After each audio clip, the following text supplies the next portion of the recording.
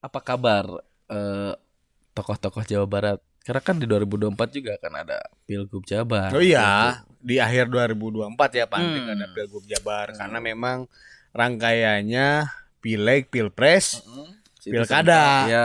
gitu.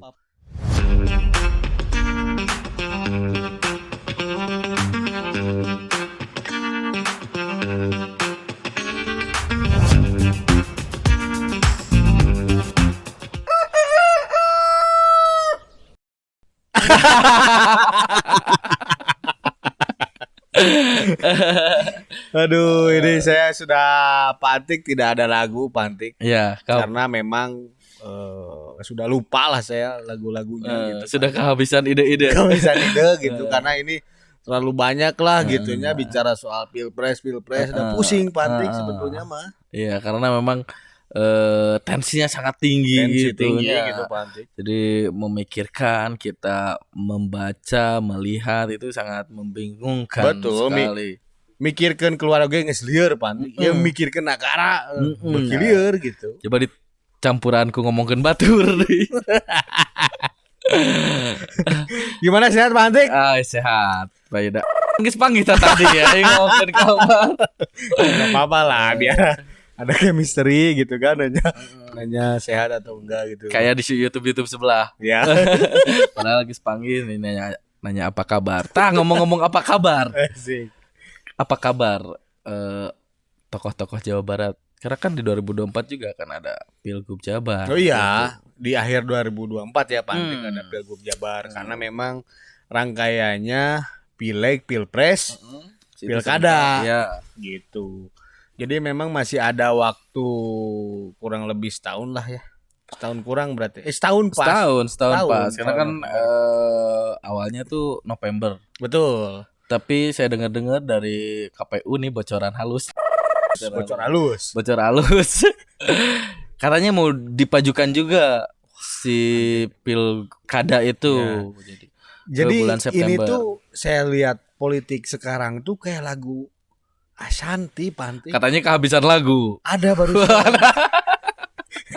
maju mundur Santi. Syahrini. Oh Syahrini. Itu mana Santi?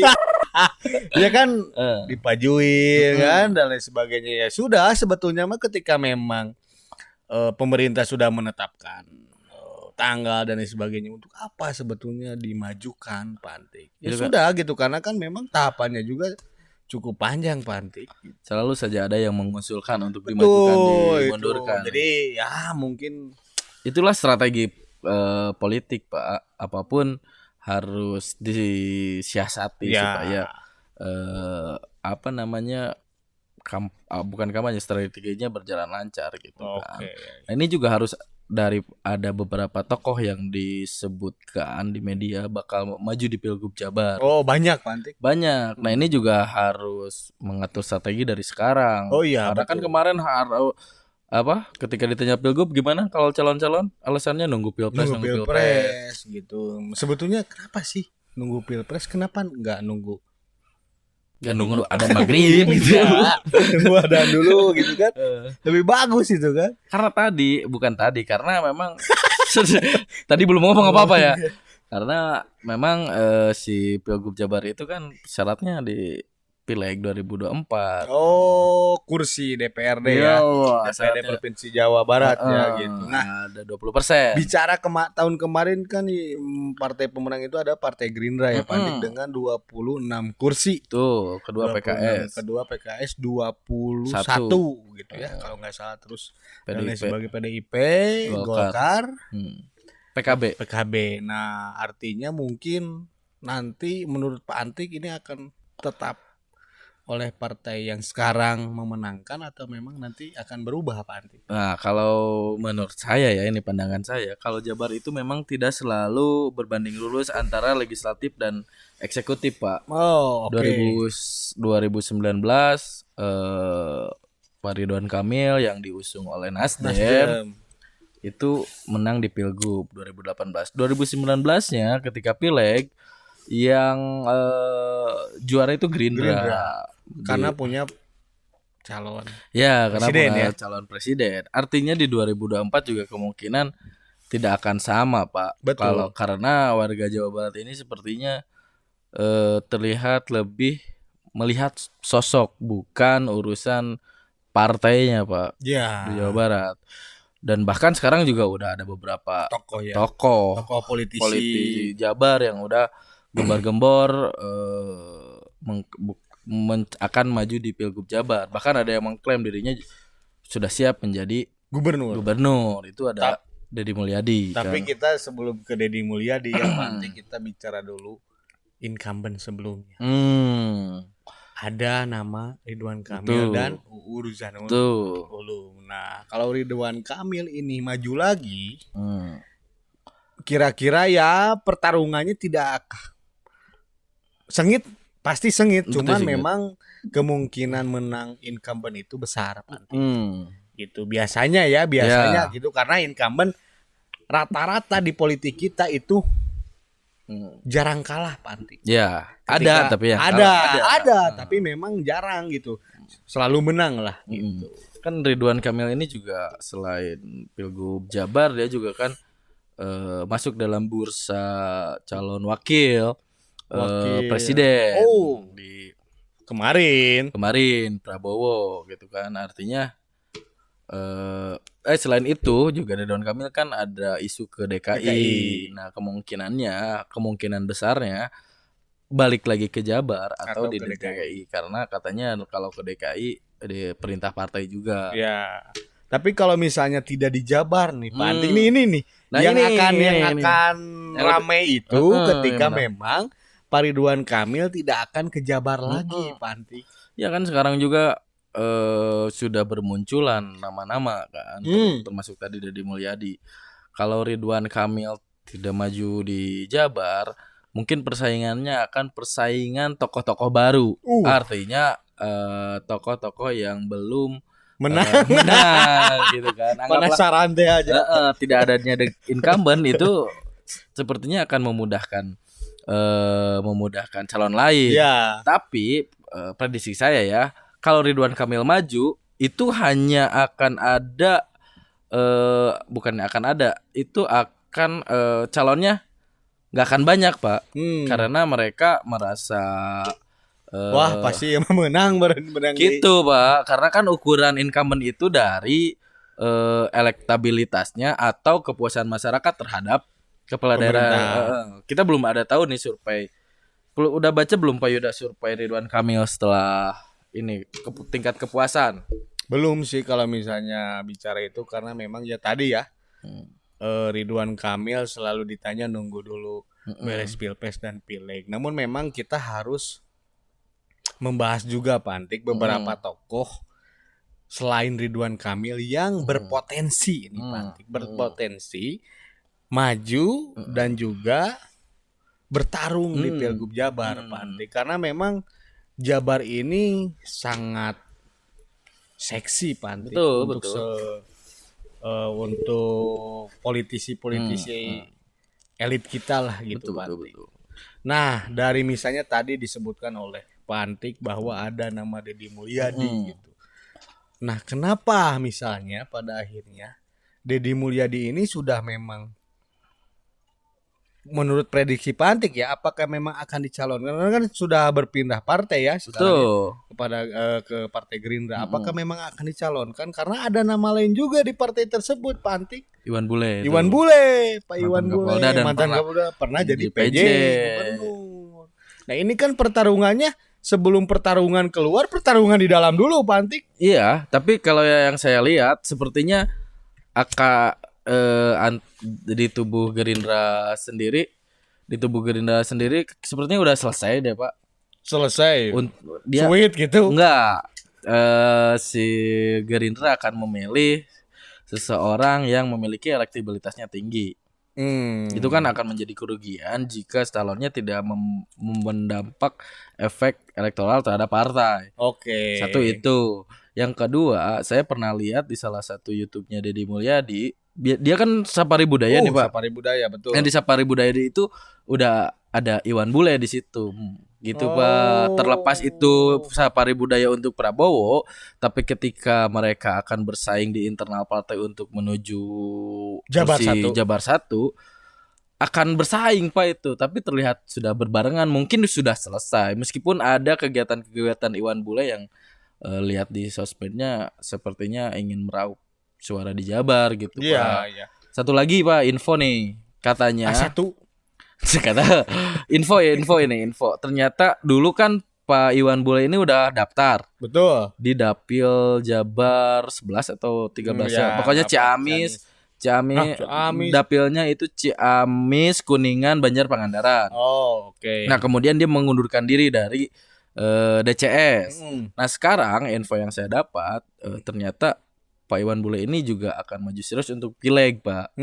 Artinya di dapil yang sama. Sedangkan Deddy Mulyadi ini dia tidak nyalek, Pak. Dia tidak mendaftar. Nyalek, Pak. Nyalek ya? Nyalek. Jadi begini, nah ini juga ramai. Eh. Jadi memang sekarang itu Pak Deddy Mulyadi juga nyalek di dapil yang sebelumnya. Karawang Bekasi. Purwakarta, Karawang, Bekasi. Itu karena memang itu tadi. Nah, ini yang memang jadi bukan aneh ya, tidak aneh sebetulnya. Ini yang nanti ketika misalnya Deddy Mulyadi terpilih, Pak Antik, sebagai anggota dewan, lantas maju sebagai gubernur, artinya kan nanti di PAW, Pak Antik. Harus mengundurkan diri. Betul. Diri. Nah, berkaitan dengan potensi dari Gerindra, Deddy Mulyadi atau Iwan Bule, gini Pak, saya kenapa bersiteguh akan Deddy Mulyadi?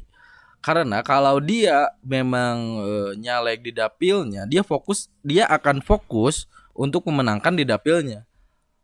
Tapi sekarang kan Deddy Mulyadi dengan Sapari Budayanya itu kan senjata tahun 2019 yang dilakukan. Ini sampai Tasik, Ciamis, Pak. Artinya ini targetnya bukan hanya nyalek mah sebagai syarat. Ya, jadi bahasanya gini lah kalau Deddy Mulyadi itu Pak Antik. Dia nyaleg, duduk pun dia pasti menang. Duduk pun masih menang gitu. Karena suara terbesar waktu itu Pak Antik, dan dia selalu. Nah, ini bagusnya bahwa dia selalu merawat basis suara penting di dapilnya gitu, sehingga ada bahasa tadi bahwa dia duduk pun akan menang gitu. Ya, itu kan yang membuat dapil sana 2 kursi. Putri Komarudin. Betul, mengangkat. Nah, makanya untuk mencapai kemenangan juga suara Gerindra, maka tetap dipasangkan Deddy Mulyadi. Iya, setuju. Jadi kemungkinan Iwan Bule untuk maju dari Gerindra tipis, cuman kan bisa dikawinkan, Pak Antik. Nah, kalau dikawinkan kan ini harus nunggu, Pak. Betul. Pilpres. Makanya yaitu harga mati Gerindra harus menang kembali. Tapi memang kalau di Jabar sendiri ya Pak Antik, kita lihatlah bahwa ada tidak pernah linear antara. Betul. Dan juga di Jabar ini selalu berpindah Pak Antik. Kemenangannya setiap partai itu memiliki tahunnya lah, tahun politiknya. Kemarin kan PDIP.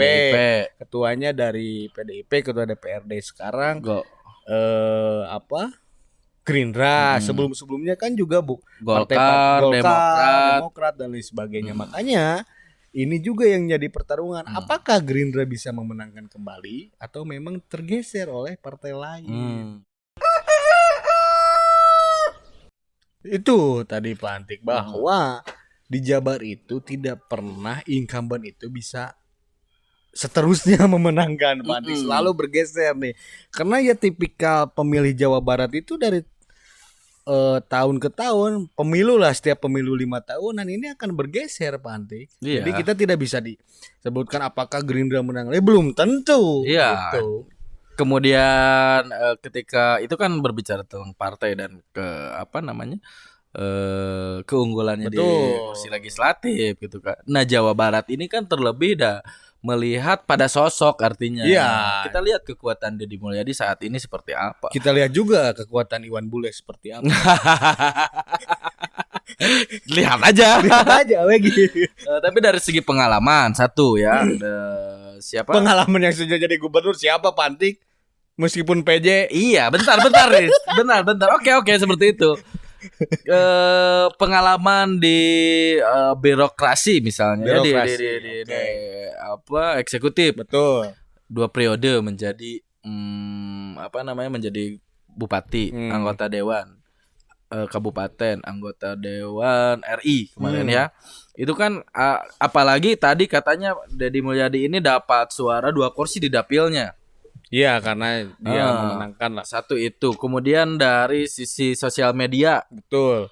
dari gerakan yang dilakukan Gerakan. sekarang, kemudian dari sisi perpindahan partai dari Golkar ke Gerindra, yang biasanya orang yang loncat partai itu tidak selalu langsung naik. Ini kan Gerindra nyanggap Deddy Mulyadi teh siga kalungan naon gitu kan. Bahkan terakhir juga Prabowo, kata Deddy Mulyadi sendiri, ketika saya membantu ketika Deddy Mulyadi bilang gini, ketika saya membantu Prabowo untuk mensukseskan Pilpres, maka Prabowo menjamin akan memenangkan Deddy Mulyadi untuk maju di Pilgub Jabar. Wow, itu Serius? klaim. Iya, artinya kan dia udah menunjukkan bahwa dirinya akan didukung penuh sama ketua umumnya. Betul, Gitu, Pantik, Pak. betul. Itu sangat sudah kita bisa lihat lah bagaimana pergerakan Deddy Mulyadi, bagaimana elektabilitas Deddy Mulyadi, bagaimana dia ketika menjabat kepala daerah. Cuman kan juga ini lawannya juga di internal bukan ecek-ecek, Pantik. Ya. Bukan seorang Yuda Satria, bukan. Iya. Tapi semoga lah Yuda Satria ini juga jadi minimal jadi tapi elit Jabar lah. seorang mantan Kapolda Jabar yang juga dia tahu secara wilayah gitu ya, ketika waktu itu menjabat Kapolda gitu ya, dia tahu masyarakat dan sebagainya. Bahkan dia pun pernah menjadi PJ Gubernur Jawa Barat pada waktu itu, Pak Antik, dan juga Ketua Umum PSSI. Jadi kalau misalnya bicara track record, ini juga masing-masing punya track record yang baik menurut saya gitu ya dari keduanya ini. Cuman memang nah ini dia Pak Antik, kita tidak pernah tahu bagaimana hilal dari Pak Prabowo ini memilih siapa, Pak Antik. Iya. Artinya mereka lamun cek Sundana mah kieu. Kumaha tah? Jadi Deddy Mulyadi jeung Iwan Bule untuk melenggang ke Pilgub Jabar itu keur adu geulis gitu. Oh, ya. Siapa yang paling bagus elektabilitasnya mungkin ya. Tapi sangat memikirkan sekali Gerindra Jabar mungkin ya untuk mendorong ke DPP-nya pasti akan akan memikirkan sekali tentang keunggulannya, dampaknya nanti kepada partai. Betul. Tapi tapi lamun ayeuna dampakna partai ketika Deddy Mulyadi kan enggak sih, manehna geus aman, artinya dia udah melalui udah melalui pilegna kan udah itu 2024. Betul. Artinya mungkin akan kekuatan partai yang untuk mendukung si calon, bukan si calon yang akan menarikkan elektabilitas partai. Nah, itu karena kan selama ini juga yang saya lihat di Jawa Barat lah. Misalnya waktu itu wali kota Gerindra Ridwan Kamil menang, Pandek. Oh ya, benar.